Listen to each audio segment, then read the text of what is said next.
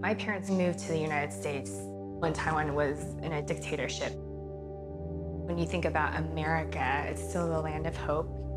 It's a place where there's an opportunity that you may not have in some other country. I'm a third-generation California native. My grandmother grew up her entire life always engaging in politics and voting, and made it a point to encourage not only her children but also her grandchildren.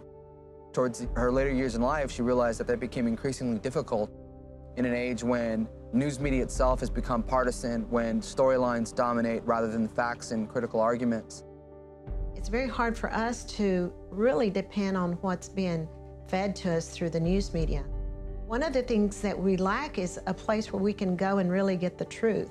And I miss that. I miss that a lot. The quality of information is suspect because everybody's trying to push a point of view. And I think that taints the information that's out there. The quantity of information is overwhelming. And that also becomes a bit of a burden. What's somewhat discouraging is that whenever I go on the internet to read about areas that I particularly know about, I recognize how faulty a lot of the information is.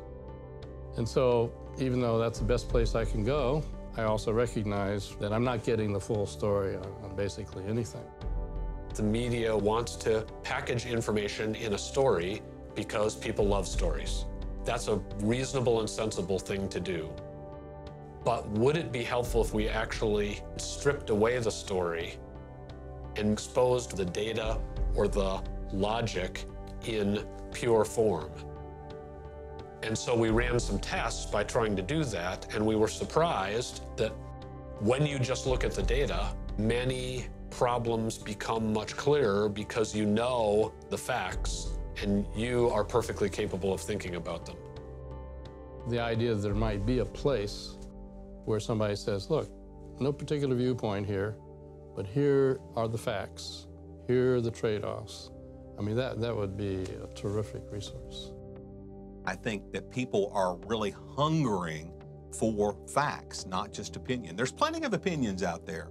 There are very few places where you can find factual information that isn't tainted by opinion. It's so important to have a place where you feel comfortable to go and get that information and be comfortable to relate it to clients, knowing that what you're presenting to them has been researched to be truthful information. I would use it almost every day, not only to inform myself about the issues that are going on each day in political life, but also to sort of help engage and educate my friends and family about the issues that are meaningful to them. The basic product we're going to produce is a book, the best of kind of compilation. In addition, we'll publish analyses on a website. The third way that we imagine that we'll deliver this information is through social media in fact of the week or fact of the day kind of form. I delegate most of my work in life in the same way. Like if I could delegate out someone to go obtain information for me and then just feed me something that I trust, then I don't have to waste time, because we don't have a lot of time. But we want to know the truth, and I think it's a really great opportunity.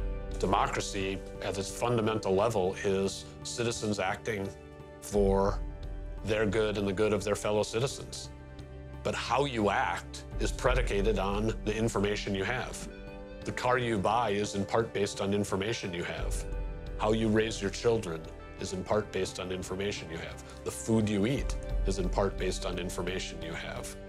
We then ought to be asking, what is the form of the information that we've got? And essentially, we've come to rely on sources of information that have an agenda. So what do we have to complement that? Well, one thing we have is the Almanac of Democracy.